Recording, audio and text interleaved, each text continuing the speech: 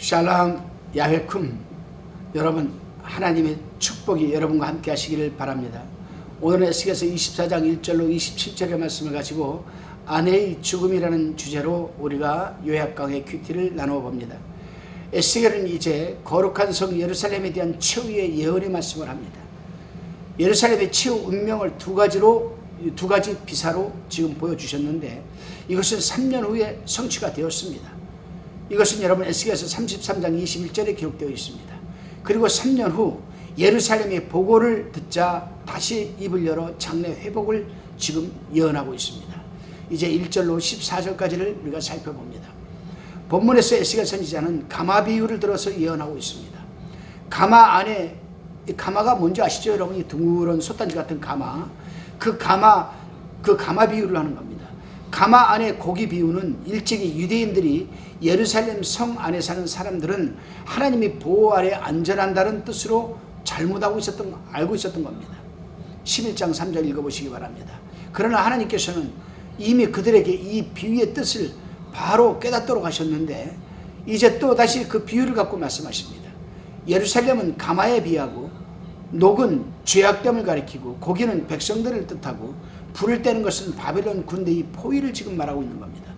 이 예언은 3년 뒤에 그대로 여러분 성취가 되었습니다. 이것이 예루살렘 최후의 예언입니다. 이 예언은 에레미야 선지자도 똑같이 받아서 선포했던 말씀이기도 합니다. 이 예언의 말씀이 에레미야서 1장 13절에 여러분 가마가 기울였다, 13절에 기록되어 있습니다. 1장 13절에. 좀 더 부언해서 말씀을 드리자면, 녹슨 가마라고 하는 것은 예루살렘의 부패한 죄악상을 말하는 것이고, 무르도록 삶으라라고 하는 것은 백성들의 전멸을 뜻하는 것이고, 11절의 빈 가마에도 계속하여 뜨겁게 하라고 하는 것은 제1차, 제2차, 제3차 가적으로 포로로 잡혀갈 것을 의미하는 겁니다. 하나도 남기지 말고 다 가마에 있는 고기들을 참 물이 익도록 계속 뜨겁게 하라고 하는 것은, 삶으라고 하는 것은 1차, 2차, 3차 포로로 다 잡혀갈 것을 말하는 겁니다. 여러분, 그렇습니다. 하나님의 말씀은 바로 사실 그 자체라고 할 수 있습니다. 그러기에 우리가 하나님의 말씀을 들을 때에는 그 말씀이 사실이기 때문에 반드시 그 말씀대로 이루어질 것을 믿는 믿음을 갖고 영적으로 듣는 귀가 열려야만 합니다.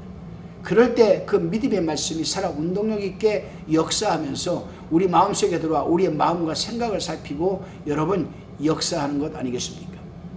다시금 본문 15절로 27절까지를 살펴봅니다. 16절을 다시 한번 읽어보겠습니다. 인자야, 내가 내 눈에 기뻐하는 것을 한번 쳐서 빼앗으리니 너는 슬퍼하거나 울거나 눈물을 흘리거나 하지 말며라고 합니다. 하나님께서 에스겔 선지자에게 이렇게 말씀을 하십니다. 이 말씀을 좀 다시 읽어볼게요. 인자야, 이 말씀은 에스겔아, 내가 내 눈에 기뻐하는 것을 한번 쳐서 빼앗으리니 너는 슬퍼하거나 울거나 눈물을 흘리거나 하지 마라, 이 말씀입니다. 에스겔 선지자가 여러분 이 말씀을 보면 얼마나 자기 동족들 때문에 여러분 슬퍼하고 울고 눈물 흘리고 얼마나 살펴볼 수가 있습니다. 그렇게 하지 말라는 거예요. 하나님 여기서 상반절에 내 눈에 기뻐하는 것을 한번 쳐서 빼앗으리라고 하셨는데, 이것은 예루살렘을 의미하고 또한 에스겔이 아내로 상징되었습니다. 18절을 읽어보시면 포로 생활 중에서 에스겔의 아내는 그에게 많은 위로가 되었을 겁니다. 그러나 그의 아내가 갑자기 죽고 말았습니다. 여러분, 에스겔에게 있어서는 큰 상처요 말할 수 없는 슬픔이었을 겁니다. 그러나 하나님께서는 그에게 슬퍼하거나 울거나 눈물을 흘리지 말라고 하셨습니다. 그 이유는 그가 죽은 것은 이스라엘에 대한 실물 교훈이 되기 때문입니다. 그 교훈은 에스겔 선지자가 그 아내의 죽은 사건을 뒤로하고 하나님께 순종하여 사명을 향한 것처럼 유대인들도 예루살렘 멸망의 환난 가운데서 울지 말아야 할 것을 교훈하신 것입니다. 그렇다면 에스겔의 아내가 죽은 것 같이 하나님이 아내격인 예루살렘의 심판을 받아 죽는다는 겁니다. 그런데 왜 슬퍼하지 말라고 하십니까? 그것은 그 죽음이 자연적 죽음이 아니라 엄연히 하나님의 징계를 받아 죽었기 때문에 울지 말라는 겁니다.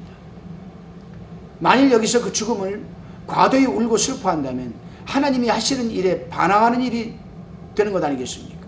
그러므로 괴로워도 슬퍼도 그것이 하나님의 뜻이라면 순종함으로 이겨내야 하는 것 아니겠습니까? 제가 그렇습니다. 여러분, 제가 참 힘든 일이 많았습니다. 얼마나 힘든 일이 많았는지 정말 하나님 이대로가 좋사오니 이대로 좀 데려가 주십시오라는 기도가 절로 나올 때가 있었습니다. 그러나 하나님께서는 저한테 그럴 때마다 그런 말씀을 하셨습니다. 아직 네가 해야 될 일이 많고 내가 내게 맡겨야 할 일이 산더미처럼 많은데 무슨 말을 하는 거냐. 힘을 내라. 일어서라. 그래서 저는 일어섰고 힘을 내고 있는 겁니다. 그렇습니다, 여러분. 하나님의 일을 감당하는 사명자에게는 살아가는 가족뿐만 아니라 타인 또한 다른 그 어떤 상황으로 인하여 상처가 되었을지라도 그 상처가 곧 사명일 수가 있다는 겁니다. 그래서 제가 상처가 곧 사명입니다라는 설교를 종종 하고는 합니다. 저 또한 목회 현장에서 참으로 다양한 상처를 받았고 지금도 종종 그렇지만 그것이 하나님의 일을 감당해 나가는 과정이기 때문에 곧 사명이라 생각하고 괴로워도 슬퍼도 상처를 받아도 현실을 받아들이는 순종함으로 넉넉히 이겨나가고 있는 겁니다. 기도하시겠습니다. 주님, 우리가 살아가면서 늘 하나님의 말씀을 가까이 할 수 있는 의지와 결단과 환경을 열어주셔서 하나님의 말씀을 대할 때마다 하나님의 말씀이 우리의 마음과 생각을 감찰하게 하여 주옵소서. 또한 하나님의 뜻을 이루어가는 데 쓰임받는 과정에서 상처가 되어도 그것이 곧 사명으로 알고 순종함으로 넉넉하게 승리하게 하옵소서. 믿사옵고 예수님의 이름으로 기도드리옵나이다. 아멘.